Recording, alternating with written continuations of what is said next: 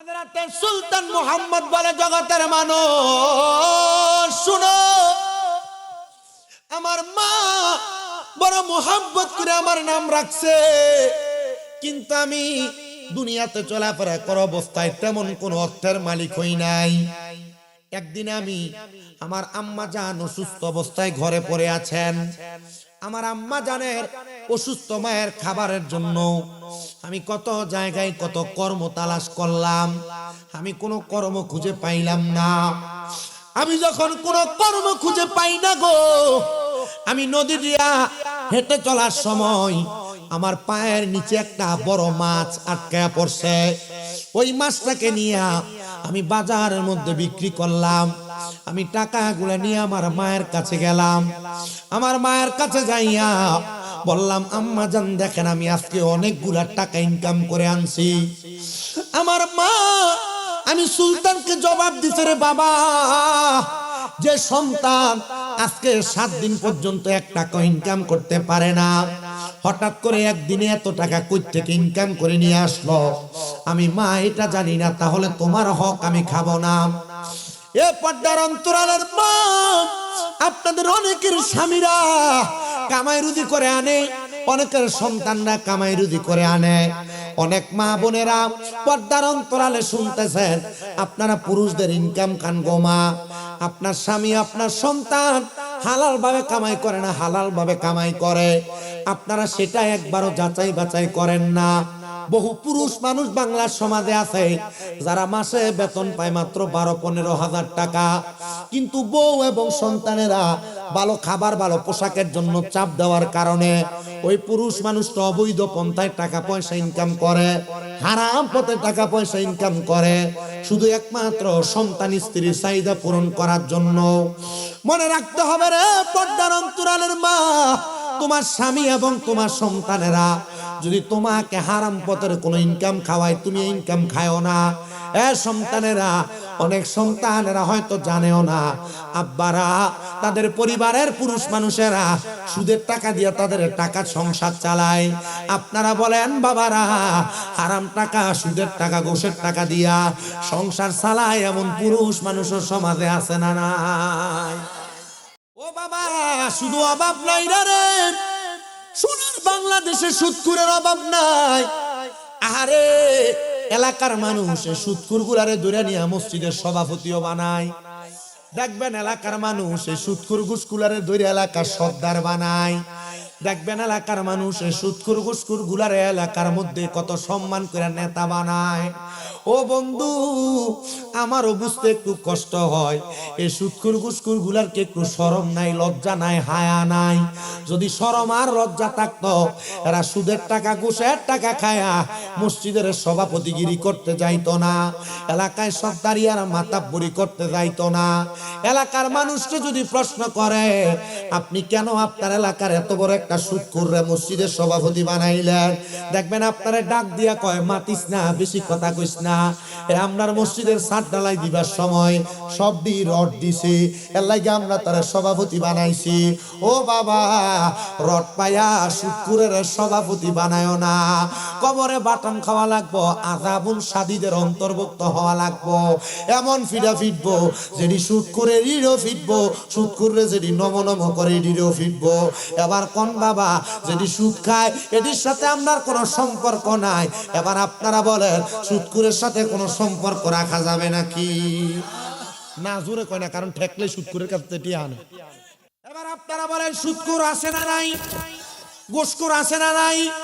50 বস্তা 100 বস্তা সিমেন্ট পাইয়া আবার এলাকার মসজিদের টাইসটি পাইয়া এবারে মসজিদের সেক্রেটারি বানায়, তো হারাম করে টাইট যে মসজিদে লাগাইলা, আল্লাহর কসম কবরে হাসরে মিজানে ফিডা খাওয়া লাগবে।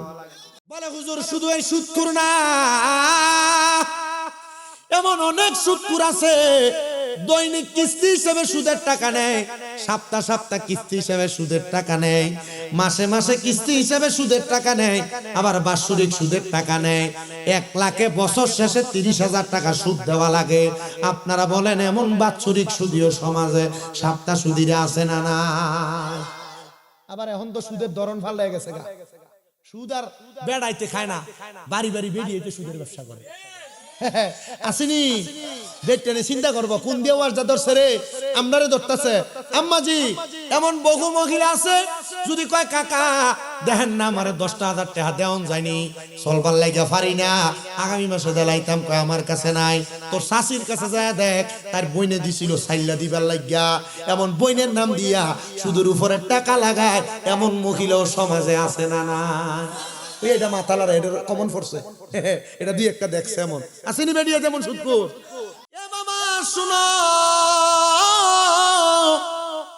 এলাকাতে মানুষ সুদকুর বলবেন এজন্য দেখবেন এলাকাতে সুদ খায় না সুদের ধরন পাল্টে গেছে জায়গা জমি বেচা সরকারি চাকরি পেনশনের 10-15 লাখ টাকা পায়া ব্যাংকে রাইখা দিছে 10 বছরের জন্য এটার নাম দিছে এফডিআর মাসে মাসে তুল্লা খায় বছর 10 বছর পরে 10 লাখে 20 লাখ হয়ে যায় যদি বেড়া দোহানে বয়ে থাকে কাহা আপনি কোনো কাম কাজ করেন না চলেন কেমনে আল্লাহ চালায় আসলে আল্লাহ চালালে সুদের টাকা চালায় 6 বছরে 2 গুণ হয়ে জায়গা 5 লাখ টাকা রাখলে 10 লাখ 10 লাখ রাখলে 20 লাখ ব্যাংকে এটারে নাম দিছে এফডিআর আরে এই ওয়াজ যখন করার পরে আমার এক ব্যাংকের কর্মকর্তা কয় হুজুর আপনি যে এটারে হারাম কইলেন আপনার মতো বহু হুজুর এটারে হালাল কইছে জায়েজ কইছে আমি কই এটা হুজুর না এটা দালাল দালাল দালাল কথা কন না ঠিক না বেঠে এটা এমনে খায় না এটা সুদ নাম দিছে মুনাফা এমনে খায় আসেনি ইমাম সাহেব ভাই গেছে গা আর দাওয়াত দিত না আমার সম্পত্তি না দিলি কি তইব সুদকুট্টি কালকে দোয়ানে বইতার তোরা চিন্তা করব মাগো দোয়ার নাটি অ্যাঙ্গেলি গুতা দিব দেখছস নি কালকে স্বামীরা তো হারাইলিছে আর কালকে দিয়ে কইব হ্যাঁ সুদকুট্টির ইচ্ছা মতো যেটা চা খাইতে লইছিল এক চুমুক খাইয়া ভাগ্য দেব গা চিন্তা করব আমারই গুতা দিয়ে হইতাছে সুদখোর আরেকটা সুদ আপনার বউ আপনারে ফার্ম দিয়ে খাওয়ায় হুজুর বউ সুদ খাওয়ায় কোন সুদ শোনো রে মুসলমান দেখবেন আপনার স্ত্রী আপনার রাত্র বেলা ঘরের ভিতরে কইতাছে তুমি যে যা কামাই করো সব খরচ কইরা লাভ আমরা আবুদ্দারির একটা ভবিষ্যৎ আছে না আমরা ছেলেমেয়ের একটা ভবিষ্যৎ আছে না আয়ো আমরা ব্যাংকে একটা ডিপিএস করি এমন ডিপিএস এর নাম দিয়ে সুদ খায় এমন সুদ করো আছে না নাই চিন্তা করছে ব্যাংকে যদি আমি প্রতি মাসে 500 টাকা করে রাখি 3-4 বছর পরে কটা টাকা হইব জিটারে বিয়া দিতাম তুই হারাম টাকা দিয়ে জি বিয়া দিতি চিন্তা করে ফুতরে বিদেশ পাঠাইতাম হারাম টাকা দিয়া ফুতরে বিদেশ পাঠাইতা ইটা ডিপিএস এর নামক সুদ দিয়া সন্তান মানুষ করা যাবে না আর যদিও টাকার মালিক হয় ফুতে এই ফুতে কোনোদিন মা বাপরে বাদ দিত না ডান হাত তুলে বলেন ঠিক না বেঠে আরে তাকবীর আরে রিসালাত আহলে সুন্নাত ওয়াল জামাত এমন ডিপিএস এর নাম দিয়ে সুদ খায় অনেক লোক আসেনি আহারে অভাব নাই অন্তলে তলে কইতারা না নিজে নিজে অনেকে করে রাখছে আমার এক ভক্ত নরসিংদী বাড়ি কই হুজুর মনে করছিলাম ডিপিএস এ মায়ের বয়স হয়েছে 6 বছর আমি মনে করছিলাম ব্যাংকে যদি কটা টেহা রাহি আর 6 বছর পরে টেহাটা তুললে মায়ের বিয়া দিমু আমরা যে কইছেন এটা হারাম এরপর থেকে করিও না ঠিক করা যাইব মাধবপুর বাজারে সাবেজবা রিস্কা চালাইবা সম্পদপুরের হাতের ভিতরে যায় রোয়া রইবা মানুষের বাড়িতে বদলিলে দিবা হালাল টেহা খায়া মরবা লাভ হইব আর যদি এটা খায়া মরো আল্লাহর নবী কয় সুদখোর ঘুষখুট্টিরে কবরের ভিতরে একটা খানা দিবে খানাটার নাম হলো তিনাতুল খাবাল তিনাতুল নবী এটা কিতা কয় অন্য জাহান্নামীরারে জাহান্নামের আগুনে যে ফুটছে রক্ত ফুসডি হইছে এই রক্ত ফুসগুলা এনে দিব নে খা সাহাবাই কেরাম জিজ্ঞাসা করি ইয়া রাসূলুল্লাহ রক্ত পুষগুলা খাইলে সুদখোরের কি হইব কয় জিহ্বাটা গইলে যাবো গা কান দিয়া তার মগজটা গইলা গইলা বাইয়া বাইয়া পড়ব তার এই গলাটা ফুইরা এই তিনাতুল খাবার রক্ত ফুসডি তার ফেড়ে দেব পেটের নারী গুড়িগুলা পয়সা তার পায়খানার রাস্তা দিয়ে থর থর করে বাইর হইব তবুও এই সুদখোরগুলা সুদ ছাড়বে না আছে এই মাসটা মেরাজের মাস 26 রজব দিবাগত রাতে আমার নবী যে আল্লাহর কাছে গেছেন বারাকনা হাওলাহু লিনুরিয়াহু মিন আয়াতিনা আল্লাহ তাআলা আমার নবীর নিদর্শন দেখানোর জন্য নবীরে নিয়ে গেছেন তো নবীজি দুইটা নিদর্শন দেখছেন একটা জান্নাত একটা জাহান্নাম নবীকে আমি জাহান্নামের ভিতরে এক প্রকারের মানুষ দেখছি যারার ফেটটা কাল বুয়ুতিন গরের মতো কির মতো কথা কয় না তো কির মতো নবী কয় গরের মতো ইয়া রাসূলুল্লাহ এরা কারা কয় যারা টেহা দিয়া টেহা বাড়াইছে টাকা দিয়া টাকা বাড়াইছে এই টাকা দিয়া টাকা যারা বাড়াইছে আল্লাহর নবীকে আমি দেখছি তার পেটটা ঘরের মতো শুধু তাই না আমি তাকায় দেখলাম ওই পেটটার ভিতরে হলুদ রঙের বড় বড় দুইটা সাপ দুইটা শিংওয়ালা তাদের কলিজাতে আঘাত করতেছে আর কামড় মারতেছে, ধ্বংসন করতেছে, এরা হাই হুতাশ করতেছে। যেই ফুতেরে সুদের টেহা ঘুষের টেহা দিয়া দামি স্কুলে পড়াও, যে বউয়েরে দামি শাড়ি কিনা দাও, এই বেডি তোমারে সুপারিশ করবে না, একটা নেক দিয়ে তোমার সাহায্য করবে না, তো সুদ খাস কি লেগা? সুদ খাও কেন?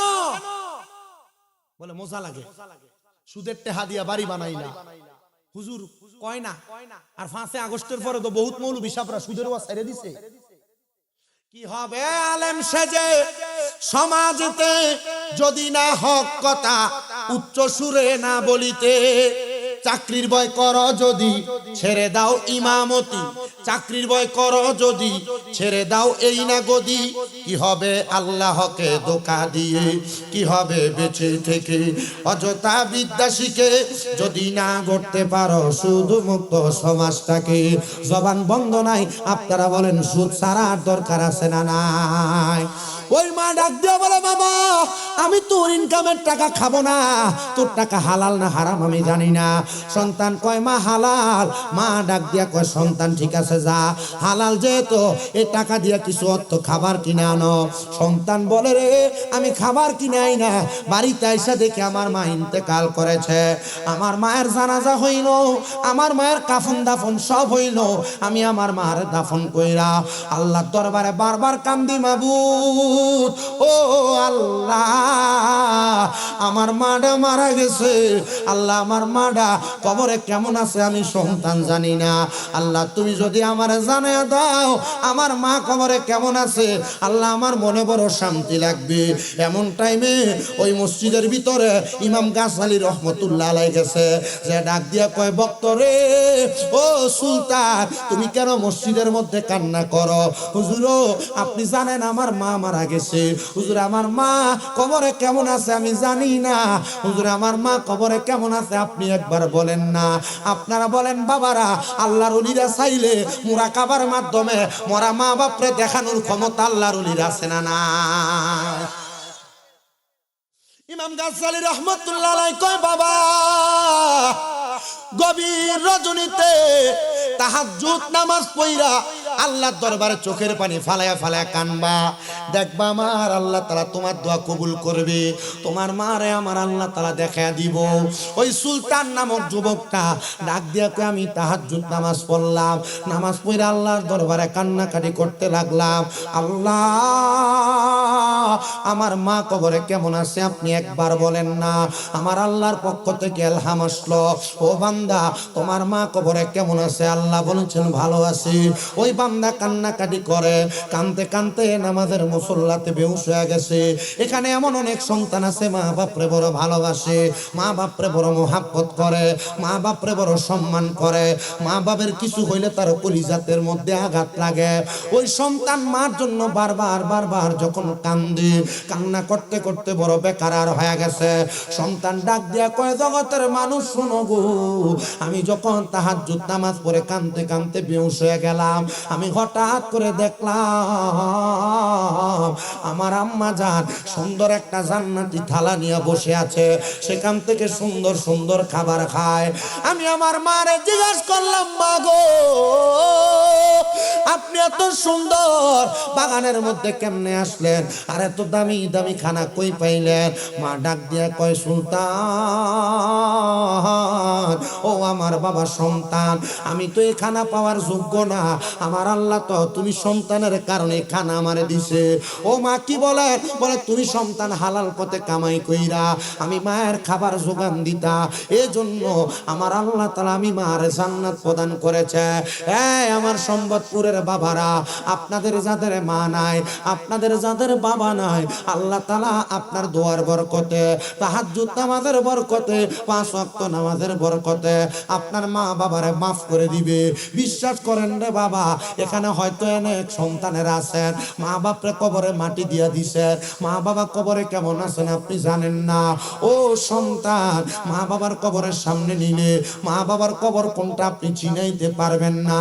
না না না, সন্তান এমন কোনো কর্ম করো না। মা বাপ মারা যাওয়ার পরে প্রত্যেক বৃহস্পতিবার দিবাগত রাত্রবেলা অথবা শুক্রবার জুমার নামাজের পরে আম্মা আব্বার কবরের সামনে যে বেশি করে করে দোয়া করবা। নবী আমার কয় উম্মত,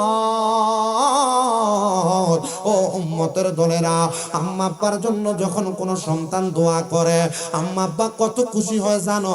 নবী গো কেমন খুশি হয়? কয় সমুদ্রের মধ্যে ডুবে যায় একটা ব্যক্তি, হঠাৎ করে নৌকা নিয়ে যায় তারে উদ্ধার করলে সে যত খুশি হয়, কবরবাসী মা বাবা তার চাইতে আরো বেশি খুশি হয়। ও সন্তানেরা, মা বাবার জন্য একটু বেশি করে করে দোয়া করবা। কিন্তু অনেক সন্তান আছে মা বাপরে খাওয়াইতে চায় না, মা বাপরে পড়াইতে চায় না, বিয়া করার পরে মা বাপরে জুদা করে দিছে, মা বাপরে আলাদা করে দিছে, মা বাপরে ধমক দিয়া কথা কয়, দে রে সন্তান দে। মাধবপুরের সম্বতপুরের সন্তানেরা, আমি তোরার পাউডা আমার দিব্যা দিয়া পরিষ্কার করে দিমু, তবু আদা করবি আজকে মাহফিল থেকে বাড়িতে যাওয়ার পরে আম্মা আব্বার পাগুলার মধ্যে ধরে ধরে মাপ চাইবা। সন্তান হয়তো চিন্তা করো হুজুর মা বাবার পায়ে ধরলে দাম কমে যাইব, সম্মান করে যাইব। না রে না, পুরা সিলেট বিভাগের সবচাইতে বড় আলেম দিয়ে ওয়াজ করাইতে পারবা, কিন্তু এই মা বাপরে দমক দিবা, মা বাপের মনে কষ্ট দিবা। খোদার কসম করে কই এই ওয়াজ দিয়া তোমার কোনো লাভ হবে না। ও সন্তান, ওই মা বাপ যদি তোমার বাইসা থাকে ওয়াদা করো এখান থেকে বাড়িতে যা মা বাবার পায়ে চুমা দিবা। বলে হুজুর আম্মা আব্বার পায়ে ধরে মাপ চামু কেমনে? আমি তো মাপ চাইতে পারবো না, আমি তো দুই ঈদের সময় মা বাবার পায়ে ধরে সালামি করি না, আমি কেমনে মাপ চামু? আরে আমার দিকে তাকাও, আমি শুধু মা বাবার পায়ে ধরে মাপ চাই নাই, আমি আমার দুইটা ঠোঁট দিয়া আমার আম্মা আব্বার পায়ের ভিতরে চুমা দিছি। আমার গুনাহ হইছে না, বরং আমার আল্লাহ আমার সম্মান বাড়াইছে। কুমিল্লা শহরে আমার 6টা মাদ্রাসা, শুধু মাদ্রাসা না, আল্লাহ তাআলা দামি গাড়িতে আমারে সরায় সুন্দর করে রাখে। কারণটা কি জানো? জানো জানো, আমি আমার মা বাবার কাছে সন্তান। আজকের মাহফিল কবুল হবে কি হবে না এটার গ্যারান্টি কেউ দিতে পারবে না, তবে আমি একটা গ্যারান্টি দেই রে, আগামী কালকে যদি দেখো এই দিঘির পাড়ের বাজারে অথবা সম্বতপুরের কোনো দোকানে বৈশা কোনো মুরব্বী বলে, হ্যাঁ শামীম রাজার ওয়াজ শুই না আমার ফুতে বাড়িতে যে আমার পায়ে ধরে মাপ চাইছে, মনে করবা মাহফিল আল্লাহর কাছে কবুল হয়ে গেছে। কারণ কি জানো? জানো গো, আম্মা আব্বা মাপ না করলে স্বয়ং আমার খোদা তোমারে মাপ করবে না, স্বয়ং আমার আল্লাহ তোমারে মাপ করবে না। কিন্তু অনেক সন্তানেরা চিন্তা করে হুজুর যাদের বাড়িতে বাবা আছে তারা বাড়িতে যাইয়া বাপের পায়ে ধরে মাপ চাইবো, আমার তো আব্বা নাই, আমি কার পায়ে ধরে মাপ চাইবো? হুজুর যাদের বাড়িতে মা আছে তারা বাড়িতে যাইয়া মার পায়ে ধরে মাপ চাইবো, আমার তো মা নাই, আমি কার পায়ে ধরে মাপ চাইবো? সন্তান, আম্মা আব্বা যদি কবরে থাকে মাপ চাওয়ার কোনো সুযোগ নাই। আম্মা আব্বার কবরের সামনে যাইবা, পশ্চিম দ্বারে পিছ দিয়া মা বাবার মুখের দিকে তাকায়া রব্বির হামহুমা কামা রব্বায়ানি সগীরা বলে দোয়া করবা। আল্লাহর নবী কয় কোন সন্তানের মা বাবা মারা যাওয়ার পরে ওই সন্তান যদি চোখের মনি কোঠার মধ্যে একটা মাছির মাথা পরিমাণ পানি চাইরা কান্দে, ওই পানিটা মাটিতে পড়ার আগে আমার আল্লাহ তার মা বাবার কবরের আযাব মাফ করে দেয়। ও সন্তান, মা বাবার কাছে তোমার মাপ চাওয়ার কোনো সুযোগ নাই। যেই মা নিজে না খায়া খাওয়াইছে, এক বেলা খানা না খাইলে মা বারবার কইতো পুত্রে বাদ দি খাস না, পেটটা দি পিঠের সাথে লাইগা রইছে, এখন 2-3 বেলা খানা না খাইলে কেউ এসে একবার খবর নেয় না। এমন মা যাদের কবরে সন্তান, তুমি আজকে লাখ লাখ টাকার মালিক, তুমি তোমার মা বাপরে একটু খানা খাওয়াইতে পারো না। আম্মা আব্বা যদি বাইচা থাকতো মাসে যদি 1000 টাকা আব্বারে হাত খরচ দিতা, 12 মাসে 12,000 টাকা লাগতো। আব্বা আম্মা যদি বাইচা থাকতো মা বাপরে যদি ভাত খাওয়াইতা, প্রতি মাসে তোমার যদি 2000 করে টাকা লাগতো, 12 মাসে 24,000 টাকা লাগতো। একটা সন্তান কি হাতটা তুলে কবে হুজুর আমার মা নাই, হুজুর আমার আব্বা নাই, আমার মা বাপের লাগে একটু বেশি করে দোয়া করবেন। আমার বাবাজিরা শুনেন, এবার নবী আমার বলেন নাম্বার, কোন মা বাবা সন্তান জন্ম দেওয়ার পরে ওই সন্তানটারে কোরআন শিক্ষা দিবে। কোরআন কি শিখাইবো? আপনার সন্তানের বয়স 4 থেকে 5 বছরে পড়তে দেরি, এলাকার কিন্ডার গার্ডেনে 2-3 কেজি ওজনের বইয়ের একটা ব্যাগ দিয়ে পাঠিয়ে দিছেন। অঙ্ক টিচারের বেতন, ইংরেজি টিচারের বেতন 2000 টাকা, মক্তবের 50 টাকা বেতনের লাগে মাসে 3 বার আপনার ঘরের দরজায় যাওয়া লাগে। মুখ দেখাবো কাহারে গো আমি, মুখ দেখা আবো কারি। ওরে ঘরের মাল সব নিয়ে গেল অচি না একশু ওরে রে, মুখ দেখাবো কাহারে আমি, মুখ দেখা আবো কারি। ছোটবেলায় মক্তবে ফাটাইলে এটা কোরআন শিখতো, হাদিস শিখতো, দোয়া দুরুদ শিখতো। এরপরে আর বড় হইলে আপনার ঘরের ফোলাডারে আলে হাদিস বানানোর মতো কোনো তৌফিক তারা থাকতো না। আর এখন এটারে দইরা কিন্ডার গার্ডেনে দিছেন। এরপরে কেউ যদি ইংলিশে 2-1টা কথা কই পাগল হয়ে জাগা। এরপরে আর এটার কাছে আহলে সুন্নাত ওয়াল জামাত ভাল লাগে না। এটার কাছে মনে হয় সুন্নি জিততা আছে, ফিরমা শেখ যারা আছে এরা বন্ড। আর এরার কাছে মনে হয় বড় বড় শায়েখ যারা আছে কয় মিলাদ কিয়াম বেদাত এরারে ভালো লাগে। ঠিক আছে না? আল্লাহর নবী বলেন, দুনিয়ার মা বাবারা শুনো, তোমরা সন্তান জন্ম দেওয়ার পরে ওই সন্তানকে কুরআনুল কারীম শিক্ষা দিবা। ইয়া রাসূলুল্লাহ, ইয়া হাবিবাল্লাহ, আপনি বলেন না যদি কোনো মা বাবা কোরআন না শিক্ষা দেয়? এখানে আমরা অনেকে আছি, আমাদের মা বাবা তাদের ইনকাম করতে দেয়া, কামাই রুজি করতে দেয়া, আমাদের সংসার চালাইতে দেয়া, আমাদেরকে কোরআন হাদিস শিখাইতে পারে নাই, ইন্তেকাল করে মারা গেছেন। কিন্তু আমাদেরকে অধিক পরিমাণ সম্পদ দিয়া গেছেন, টাকা পয়সা ধন দৌলত দিয়া গেছেন। আব্বাজিরা, যদি আপনার মা বাবা আপনার খাবারের যোগান দিতে যায় আপনারে কোরআন শিখাইতে পারে নাই, কিন্তু আপনারে থাকার জন্য জায়গা জমি আপনার মা বাবা দিয়ে গেছেন, আপনাকে চলার জন্য জায়গা জমি সম্পদ আপনার মা বাবা আপনাকে দিয়ে গেছেন, মনে রাখতে হবে এ আমার সম্বতপুরের বাবারা, আপনার মা বাবা কখনো আপনার ক্ষতি চায় নাই, মা বাবা আপনার ভালো চেয়েছে। কিন্তু মা বাবা অর্থের যোগান দিতে যায় আপনার ভালোভাবে কোরআন হাদিস শিখাইতে পারে নাই। আল্লাহর নবী বলেন, দুনিয়ার জমিনের মধ্যে কোনো মা বাবা যদি তার সন্তানকে কোরআন না শিখায়, তাহলে ওই সন্তান কাল ময়দানে মাশরে তার বাবার বুকের মধ্যে পাড়া দিয়া ফুলসে রাত্রা পার হবে, ফুলসে রাত্রা পার হবে। আপনারা যারা আপনাদের সন্তানদেরকে কোরআন শিখান না, এক নাম্বার চিন্তা করে দেখেন আমার বাবা ভাইয়েরা বন্ধুরা, আপনার সন্তানটা, যেই সন্তান আপনার গায়ের সাথে একবার পা লাগলে 2 বার হাত দিয়া সালাম করে, ওই সন্তান আপনার বুকের মধ্যে পাড়া যখন দিবে আপনার কেমন লাগবে? বলে হুজুর কেমন করে? সাহাবী হযরতে আনাস ইবনে মালিক রাদিয়াল্লাহু তাআলা আনহু থেকে হাদিস বর্ণিত, তিনি বলেন, জগতের মানুষ তোমরা শুনে রাখো, আমি আমার নবীজির জবান মুবারকে বলতে শুনলাম, নবী আমার বলেন, উম্মত, ও উম্মত শোনো গো, উম্মত শোনো শোনো, যখন কোন সন্তান ইন্তেকাল করবে, সন্তানের ইন্তেকালের পরে ওই সন্তানকে ফুলসিরাতের পারে হাজির হওয়ার আগে তারে প্রশ্ন করা হবে, বান্দা ওয়া কিরাতুল কোরআন, কোরআন তেলাওয়াত করো। সন্তান বলবে আমি কোরআন তেলাওয়াত করতে পারি না। বলবে কেন পারো না? বলে আমার মা, আমার আব্বা আমারে কোরআন শিখায় নাই। তখন সন্তানের মা বাবাকে ফেরেশতারা ডেকে আনবে, এ সন্তানের বাবা, তুমি কেন তোমার সন্তানকে কোরআন শিখাও নাই? এ সন্তানের বাবা, তুমি কেন তোমার সন্তানকে কোরআন শিখাও নাই? তখন সন্তানের বাবা জবাব দিবে, আমি দুনিয়ার কর্মব্যস্ততায় থাকার কারণে আমি আমার সন্তানকে কোরআন শিখাইতে পারি নাই, এজন্য আমি আমার সন্তানকে দুনিয়াতে রেখে কবরে চলে আসছি। তখন সন্তানের বাবাটাকে ফুলসিরাতের এই পারে তার হাতগুলা দেওয়া হবে, ফুলসিরাতের ওই পারে তার পা গুলা দেওয়া হবে, আর সন্তানকে বলা হবে, সন্তান যাও যাও যাও, তোমার আব্বা জানের বুকের মধ্যে পা দিয়া তুমি ফুলসিরাত পার হও। আপনারা হয়তো চিন্তা করতেছেন, আমার বাপ্পা আমারে কোরআন শিখায় নাই, আমার আব্বা আম্মা অত্যাচারের শিকার হবে, আমি শিকার হওয়া লাগবে না। না না না, কোন সন্তান যদি নির্দিষ্ট পরিমাণ বয়স উপনীত হয়ে যায়, বালেগ হয়ে যায়, বালেগ হওয়ার পরে কোন সন্তান যদি নিজ দায়িত্বে কোরআন না শিখে রে বাবা, তাহলে ওই সন্তান যখন তার বাবার বুকের মধ্যে পাড়া দিবে, তার বাবা এবং সন্তান দুইজন একসাথে জাহান্নামের মধ্যে চলে যাবে। জোরে বলেন নাউজুবিল্লাহ। তার মানে আপনি যদি আপনার সন্তানকে কোরআন না শিখান, এই ফুতে আপনার কই ফানা দিব? কোন সময়? ফুলসেরাত পার হওয়ার সময়। যে ফুতে একবার পাও লাগলে 10 বার সালাম করে, এই ফুতে বুকে পাড়া দিব, আপনার কি একটু কষ্ট লাগে না? আপনারা অনেকে চিন্তা করেন, আরে আমার বাপ মা আমার কোরআন শিখায় নাই, তাহলে আমার বাপ মার বুকে ফাড়া দিয়ে তো আমি পার হয়ে যাবো। জি না, আপনি উপযুক্ত বয়সে পৌঁছানোর পর যদি নিজ দায়িত্বে কোরআন না শিখেন, তাহলে আল্লাহ তাআলা আপনাকে সহ বাবাকে সহ একসাথে জাহান্নামে ফেলান। আপনারা যারা শিখেন নাই, হুজুর বুড়ো হয়ে গেছি গা, আমি কোরআন শিখতাম কেমনে? বুড়ো হইলে কি কোরআন শিখুন যায় না? কথা কই না।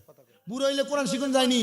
বিড়ির ফুটকির ভিতরে মুখ লাগাইয়া যেমনে টান মারো, মনে হয় যে বিড়ি ফিলের যে কিতা কইটারে সুঙ্গাটা দিয়ে দোহাটা বাইর হয়, তুমি ওই সময় কিন্তু তোমার কষ্ট লাগে না।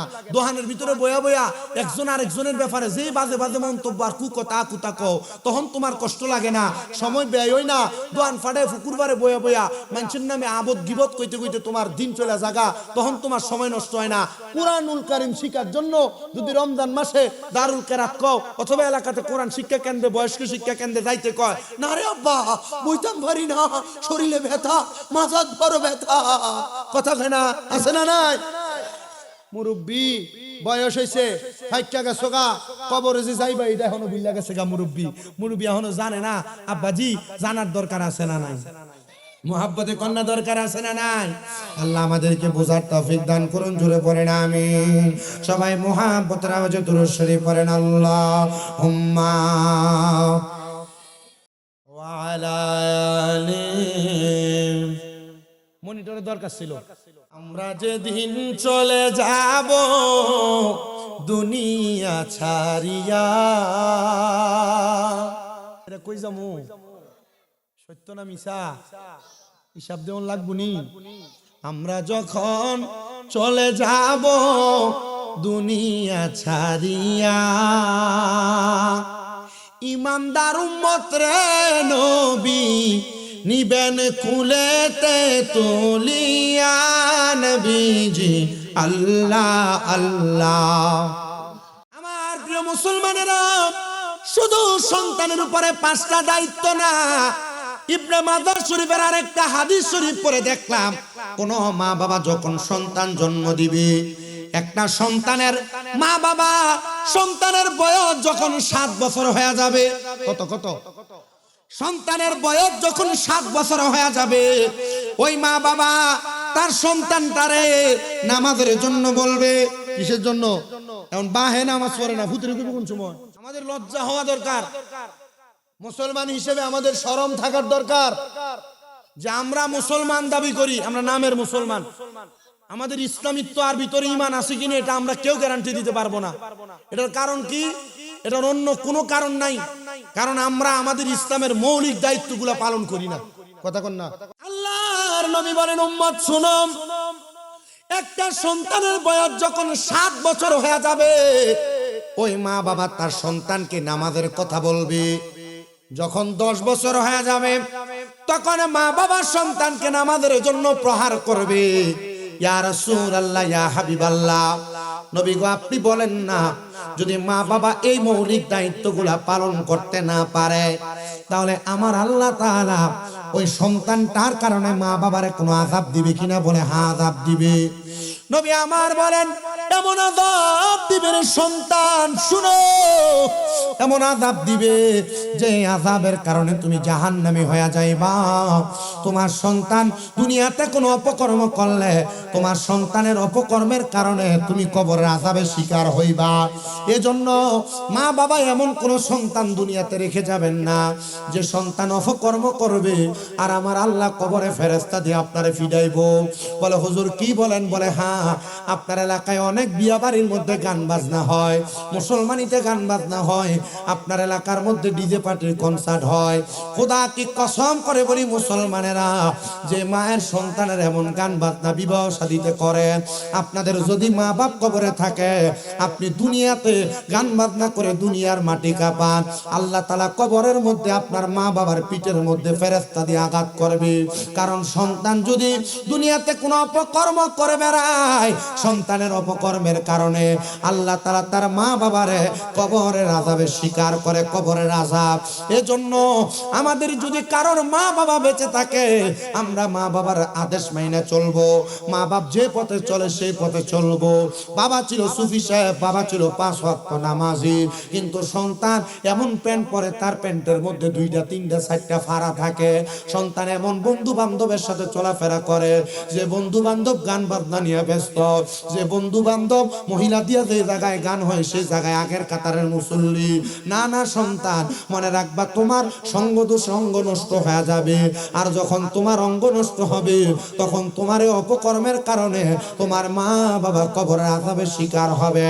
সাহাবায়ে কারাম বলে, ইয়া রাসূলুল্লাহ, নবী গো, আপনি নবী বলেন না যদি দুনিয়াতে কোনো সন্তান ভালো ভালো কোনো কাজ করে সন্তানের মা বাবা কবরের শান্তিতে থাকবে কিনা?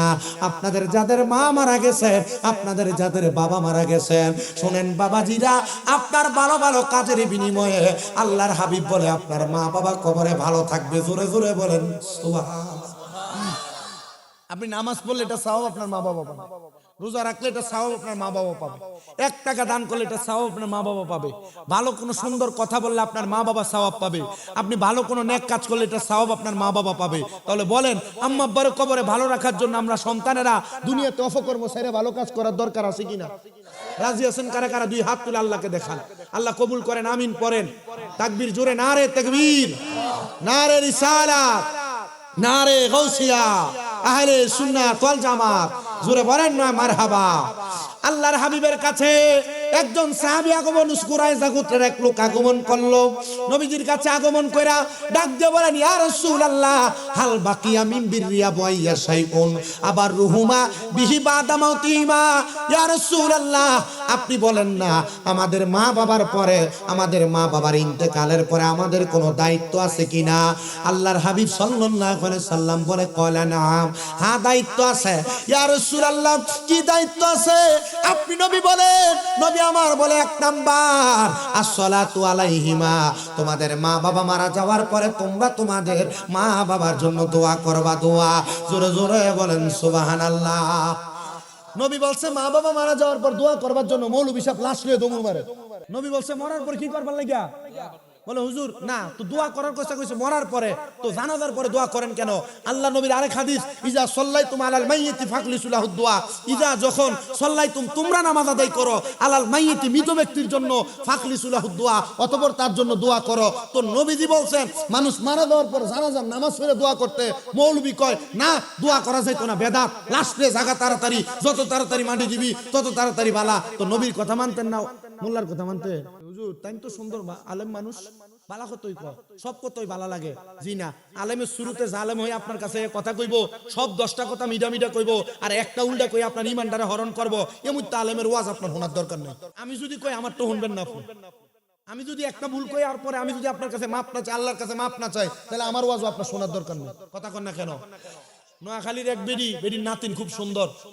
আপনার কাছে কই শুধু যে আমরা মোল্লা দেখে যে ভাগল হয়ে যাই গা, হুজুর দেখলে যে আমরা ভাগল হয়ে যাই গা, দাড়ি টুপি পাঞ্জাবি এতবার সুন্দর আবাকাবা দেখলে যে আমরা ভাগল হয়ে যাই গা, আমরাও কিছু জিনিস বুঝতে হইব।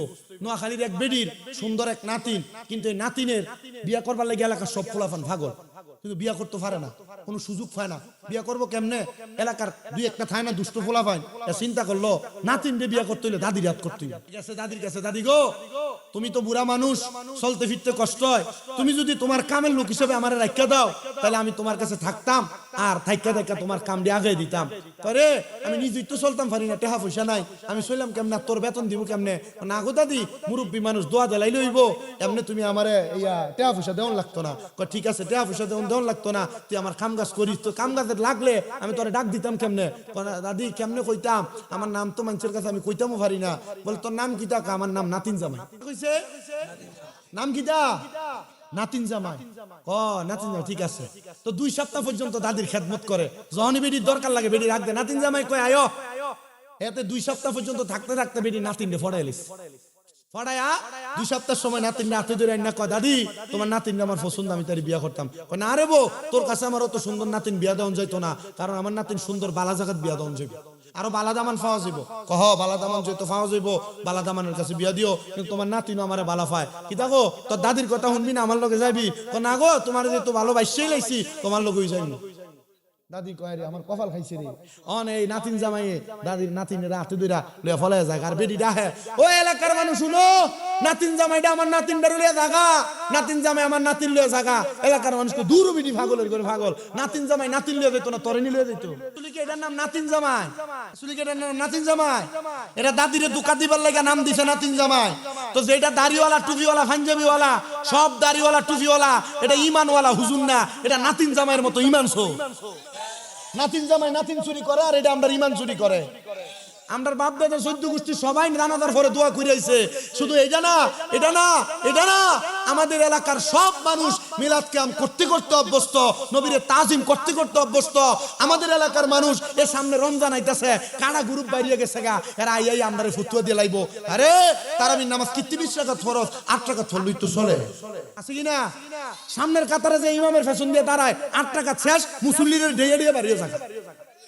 তোমার কামাল ফিসা হুজুর আইছে আপনারা খুশি হইছেন নি দেখছো না আব্বা আইছে অনকালে সপ্তাহ আইছে হ্যাঁ আব্বার বড় পাগল আব্বা এর সপ্তাহ আব্বার পাগল আমি কইছি দেখবা তোমরা আব্বা জুবাইর কামাল সাহেব জাকারিয়া সাহেব আর রাজুল কামাল সাহেব ওয়াসিম সাহেব আইলে তোমরা সব আব্বার আইবা আব্বার বড় পাগল আল্লাহ কবুল করুক আমিন কোন কথা কই না কি আমিন জোরে কও বেটা জুবাইর কামাল ফিসা হুজুর তাকলে আমরা লাভ আসেনি আমিন কোন আল্লাহ হায়াতে বরকত দিত যদি এটা না থাকতো হান্দুরা আর বিশ্ববরা তাহলে মাধবপুরে কবে উড়ে লয়ে দিল গাইলে বাতিল সরকার কথা কয় না আমরা সুন্নিরা তো এলাকাতে বসবাস করি ঠিক কিন্তু আমরা সুন্নিরা দাবিগুলো আমরা আদায় করে লই না কারণ কিটা এর লাগে আদায় করে লই না দেখে আমরা মাথাটি ভাঙতাছে কথা কই না করে জোবাইর কামাল ফিসাব যদি কয় যে আমার মুরিদ জারলিয়া মাধবপুর ঢাকা সিলেট রোডটা আটকে দিয়া যতক্ষণ সুন্নিরার মাজার ভাঙার বিচার হইতো না ততক্ষণ পর্যন্ত আমরা রোডেটা ছাড়তাম না সম্ভব না সম্ভব হিসাব তো উদ্যোগটা লয়ে লইতো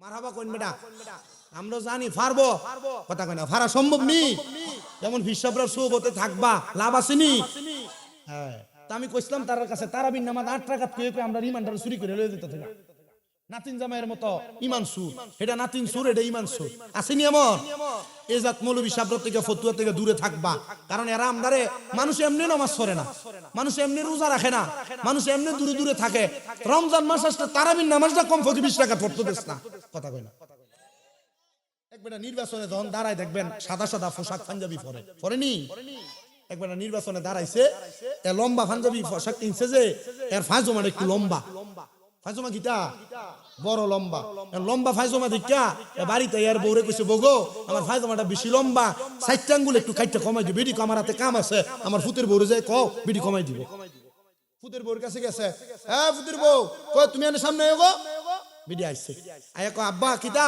কই আমার ফাজমাটা বেশি লম্বা তুমি 60 আঙ্গুল কমাই দিও কারণ বিডি এটা 60 আঙ্গুল কমাইতে গেছে কমাইতে যখন গেছে এখন চিন্তা করলো যে আব্বা আমার হাতে তো একটু কাম একটু পরে করি রাখেন বেটা দূর যেহেতু করেই না আমি আমারটা নিজে করি বেটা এটার 4 আঙ্গুল কাটটা কমাই এটার শিলেয়া আলনার উপর রাখতে গোসল করবার লেগে গেছে এটা আমি বেটা নিজের বয়া দেয় আরে বুড়াটা কইছিল ফারজামাটা ফরবো এ যায় সুন্দর কইরা বেডি এটার আরো 4 আঙ্গুল কাটছে কয় আঙ্গুল হইছে 4 আঙ্গুল কাটতে বেডি শিলে রাখছে ফুতের বয়া দেয় আরে আব্বা রে ফারজামাটা রেখে গেছে রে বেডি যায় এটার আরো 4 আঙ্গুল কাটছে কয় আঙ্গুল হইছে তো 3 4 কত এ 12 আঙ্গুল কাটার পরে এটা কি ফায়জামা না এটা কি হাফ প্যান্ট না ফায়জামা কথা কয় না ফায়জামা না হাফ প্যান্ট এখন আমরা সমাজের ভিতরে আমরা তারাবির নামাজ 20 টাকা থেকে কাটতে কাটতে 8 টাকা টাইম না আমরা ইবাদত থেকে হাফ প্যান্ট বানায় ছেড়ে দিবার লাগিয়া কিছু বাতিল ফেরকা ঢুকছে আল্লাহ তাআলা এদের থেকে আমাদেরকে হেফাজত করেন জোরে কোনা আমিন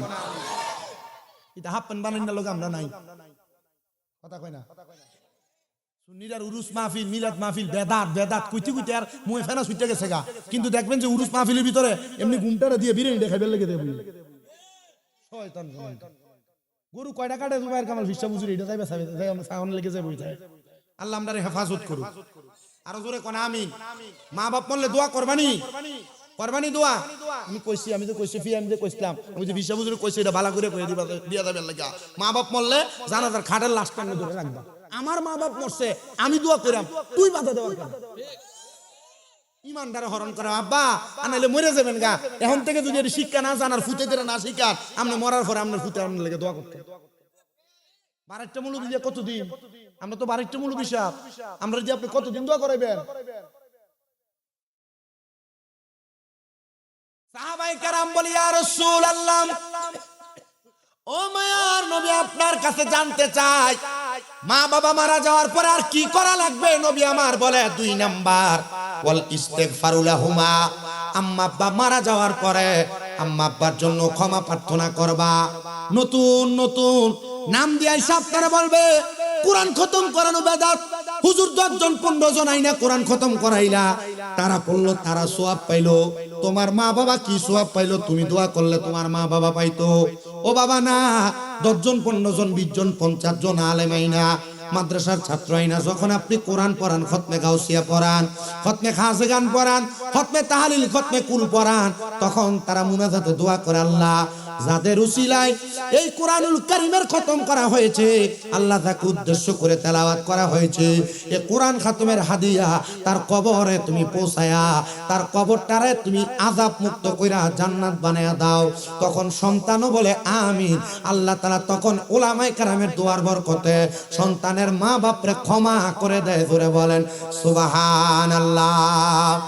আল্লাহর নবী রাহমাতুল লিল আলামিন নবী বলেন 3 নাম্বার, ও দুনিয়ার মানুষ শুনো, ওয়া ইনফাদু আহাদিহিমা, মা বাবা যখন ইন্তেকাল করে, মা বাবার ইন্তেকালের পরে সন্তান মা বাবার ওয়াদাগুলা পূরণ করবা। অনেকে আছেন এখানে মা বাবা মারা গেছেন, মা বাবার 5 লাখ 2 লাখ 3 লাখ 1 লাখ টাকা ঋণ রেখে গেছেন, মা বাপ কোনো জায়গায় ওয়াদাবদ্ধ হয়েছেন, আপনারা মা বাবার ওয়াদাগুলা পালন করেন না। পালন সন্তানের দল, আপনাদের সবার কাছে আমার আবদার, মা বাবার সম্পদকে 2 ভাই 3 ভাই ভাই বোনের মাঝে ভাগাভাগি করার আগে আপনারা আগে খবর নিবেন আপনাদের মা বাবা কোনো জায়গার মধ্যে ঋণগ্রস্ত আছে কিনা। মা বাবার সম্পদের অংশ থেকে আগে মা বাবার ঋণ দিবেন, তারপর আপনি মা বাবার সম্পদ ভাগাভাগি করবেন। আর আমাদের সমাজে 4 দিন যেতে পারে না, মা বাবার সম্পদ ভাগাভাগি করা শুরু করে দেয়। আরে জানাজার নামাজের আগে লাশ মাটি দেয় না। আমি কয়েকদিন আগে দেখলাম একটা লাশের খাট ধরে মেয়ে দাঁড়ায় আছে আর বলতেছে যতক্ষণ আমার জমির ভাগ না দেওয়া হবে ততক্ষণ পর্যন্ত আমি আমার বাপরে দাফন করতে দিব না। এমন কুলাঙ্গার সন্তান দুনিয়াতে রেখে যাও না যে সন্তান তোমার মারা যাওয়ার পরে তোমার ঋণ দিতে পারবে না।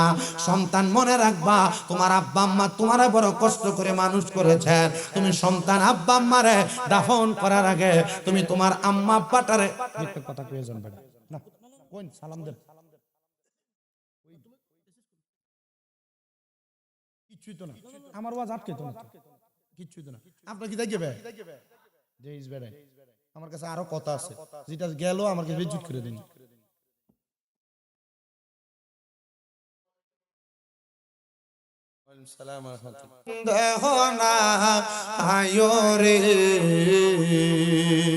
আমি মুর্শিদ নামে বড় শান্তি পাই, মুর্শিদ আমার আল্লাহর বন্ধু, কোন সন্দেহ না আয় গো, আমি মুর্শিদ নামে বড় শান্তি পাই। কি জ্বালা দিল রে আমার প্রাণ মুর্শিদ সাই বান্ধব রে, আমি মুর্শিদ নামে বড় শান্তি পাই। আল্লাহুম্মা সাল্লি আলা মাওলানা মুহাম্মদ ওয়া আলা আলি সাইয়্যিদিনা। আমার প্রাণের বাবা দিরগো, আল্লাহর নবী বলেন যখন কোন সন্তানের মা বাবা মারা যায়, সন্তান যেন তার মা বাবার ঋণগুলা পরিশোধ করে দেয়। ইয়া রাসূলুল্লাহ, আপনি নবী বলেন না আর কোন কোন দায়িত্ব পালন করবে? নবী আমার বলেন কোন সন্তানের মা বাবা মারা যাওয়ার পরে গো ওই সন্তানটা দুনিয়ার জমিনের মধ্যে থাকা অবস্থায় ওয়াসিলাতির রাহমিল্লাতি লা তুসালু ইল্লা বিহিমা, তার মা বাবার আত্মীয় স্বজনের সাথে সম্পর্ক বজায় রাখবে, মা বাবার আত্মীয় স্বজনের সাথে সম্পর্ক বজায় রাখবে। ইয়া রাসূলুল্লাহ, ইয়া হাবিবাল্লাহ, নবী গো আপনি নবী বলেন না মা মারা যাওয়ার পরে যদি খালা মামার বাড়ির আত্মীয় স্বজনের সাথে সম্পর্ক না রাখে, বাবা মারা যাওয়ার পরে চাচা ফুফুদের সাথে সম্পর্ক না রাখে, তাহলে তার কোনো গুনাহ হবে কিনা? বলে হ্যাঁ, শুধু গুনাহ হবে না, ওই ব্যক্তির মা বাবার কবরে আযাব প্রাপ্ত হবে। এই জন্য মা বাবা ইন্তেকাল করার পরে আম্মা আব্বার আত্মীয় স্বজনের সাথে সম্পর্ক ঠিক রাখবেন। আর ৫ নাম্বার, দুনিয়ার জমিনের মধ্যে থাকা অবস্থায় যদি কোনো সন্তানের মা বাবা মারা যায়, ওই সন্তান যেন ওয়াইক্রামু সাদিকিহিমা, মা বাবার আত্মীয় স্বজন বন্ধু বান্ধব যারা, ওই বন্ধু বান্ধবের সাথে সম্পর্ক বজায় রাখে, মা বাবার বন্ধু বান্ধবরে সম্মান করে। বাবা যেই বয়স্ক মুরব্বীর সাথে চলতেন ওই বয়স্ক মুরব্বীকে সম্মান করে, মা যে বয়স্ক মহিলার সাথে চলতেন ওই বয়স্ক মহিলাটাকে সম্মান করে। হ্যাঁ যুবক ভাই, হ্যাঁ মুরব্বী বাবাজিরা, আপনাদের সবার কাছে আমি করজোরে আবদার করি রে বাবারা, মা বাবা ইন্তেকাল করার পরে সন্তানের দায়িত্ব কমে যায় না, সন্তানের আরো দায়িত্ব বেড়ে যায়। এই জন্য আপনি সন্তান দুনিয়াতে যত যত ভালো ভালো কাজগুলা করবেন, আমার আল্লাহ তাআলা আপনি সন্তানকে আখিরাতে তার চাইতে বড় বড় নিয়ামত প্রদান করবে। আমি আপনাদের কাছে ইমাম গাজ্জালী রাহমাতুল্লাহি আলাইহির জামানায় একটা ছোট্ট একটা কারগুজারি শোনাই, শুনেন মনোযোগ দিয়া। ইমাম গাজ্জালী রাহমাতুল্লাহি আলাইহি একজন ভক্ত ছিলেন যার নাম ছিল হযরতে সুলতান মুহাম্মদ। হযরতে সুলতান মুহাম্মদ রাহমাতুল্লাহ আলাইহি তিনি বলেন, আমার মা আমার আব্বা জান আমি সুলতানকে বড় মোহাব্বত করে নাম রাখছে সুলতান মুহাম্মদ, কিন্তু আমাকে নাম রাখার পরে আমার নামের অনুযায়ী আমার কোনো কাজকর্ম হয় নাই। আমি সুলতান মুহাম্মদ যখন আমার এলাকা দিয়ে চলতাম মানুষ আমার সুলতান বলে ডাক দিত, কিন্তু আমার গায়ের কাপড়গুলা ছিল ছিঁড়া। নাম কি? কিন্তু গায়ের কাপড় কি? নামের লগে শরীরের পোশাকের সাথে মিল আছে?